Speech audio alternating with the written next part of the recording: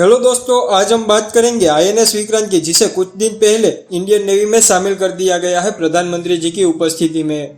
यह INS Vikrant aircraft आत्मनिर्भर भारत की पहचान है। इसे पूरी तरह से इंडिया में ही बनाया गया है। तकनीक से लेकर कलपुंजे तक, यहाँ तक कि स्टील भी भारत में ही बनाया गया है। आपने अभी तक कई बड़े एयरक्राफ्ट को दूर से देखा होगा। तो चलिए दोस्तों, आपको ले चलते हैं आईएनएस विक्रांत पर और आखिर आपको दिखाते हैं कि एयरक्राफ्ट कैरियर अंदर से दिखता कैसा है। यह एयरक्राफ्ट करीबन 262 मीटर लंबा और ऊंचाई इसकी 15 मंजिल जितनी ऊंचाई है और 40,000 टन का वजन है। यह है समंदर का नया बादशाह आईएनएस विक्रांत। आईएनएस विक्रांत यह भारत का पहला स्वदेशी एयरक्राफ्ट कैरियर है। यह इंडियन नेवी की वो ताकत है जिसे इंडियन नेवी में शामिल होने के बाद समुद्र में कोई भी दुश्मन भारत के सामने आंख उठाने की जरूरत नहीं करता। कभी कहा जाता था कि भारत में एक सुई तक विदेश से आती है और अब भारत स्वदेशी एयरक्राफ्ट कैरियर बना रहा है। इस आईएनएस विक्रांत एयरक्राफ्ट की ताकत और क्षमता के बारे में जब आप जानोगे तो आपको बहुत गर्व होगा।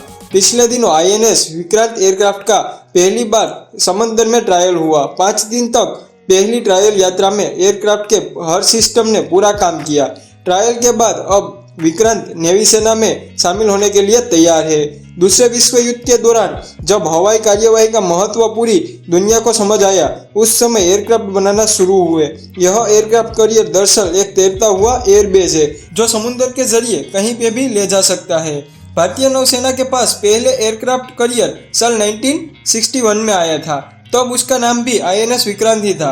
आईएनएस विक्रांत ने ही साल 1971 के जंग में पाकिस्तान की हार में महत्वपूर्ण भूमिका निभाई थी। साल 1997 में आईएनएस विक्रांत को भारतीय नौसेना से रिटायर कर दिया गया। साल 1961 के आईएनएस विक्रांत के गौरवशाली इतिहास की वजह से ही स्वदेशी एयरक्राफ्ट का नाम भी आईएनएस विक्रांत ही रखा गया। इस आईएनएस विक्रांत पर MiG-29 और तेजस जैसे लड़ाकू विमान तैनात किए जा सकते हैं। इसके अलावा सीकोंग चेतक हेलीकॉप्टर, कामोव हेलीकॉप्टर या रोमियो हेलीकॉप्टर भी इस पर तैनात रहेंगे। इस एयरक्राफ्ट को समुद्र पर चलता फिरता एयरपोर्ट या एयरबेस भी कह सकते हैं। एयरक्राफ्ट कैरियर पर सबसे बड़ी चुनौती यह होती है कि हेलीकॉप्टर और एरोप्लेन की टेक ऑफ और लैंडिंग की, जिसमें जरा सी भी चूक हो तो बड़ी गलती हो सकती है। आईएनएस विक्रांत एक दिन में करीबन 500 किलोमीटर से भी ज्यादा की दूरी तय कर सकता है और एक साथ ही कई मिशन को भी अंजाम दे सकता है। यानी कि इस एयरक्राफ्ट कैरियर की मदद से 2 या फिर 2 से ज्यादा ऑपरेशन चलाए जा सकते हैं। आईएनएस विक्रांत को कोचीन शिपयार्ड में पूरा तैयार किया गया है और ट्रायल के बाद ही आईएनएस विक्रांत को इसी शिपयार्ड में रखा गया है। तो दोस्तों, अब जानते हैं आईएनएस विक्रांत की खूबी के बारे में, जिसे सुनने के बाद आपको बहुत गर्व होगा। आईएनएस विक्रांत पर बिजली उत्पादन की क्षमता का अंदाजा आप इस बात से लगा सकते हैं कि इसे आधे कोची शहर को बिजली सप्लाई की जा सकती है। इस एयरक्राफ्ट पर 1700 से ज्यादा लोगों का खाना बनाने के लिए किचन भी है। इस एयरक्राफ्ट पर नौसैनिकों की सुविधा का ख्याल भी रखा गया है। 15 मंजिल ऊंचा एयरक्राफ्ट कैरियर पर जिम, कैफेटेरिया, साथ ही मनोरंजन के लिए साधन भी मौजूद है। साल 1999 में पहली बार स्वदेशी एयरक्राफ्ट पर भारतीय नौसेना ने काम शुरू किया। इस एयरक्राफ्ट कैरियर पर लगने वाला स्टील भी भारत में ही बना।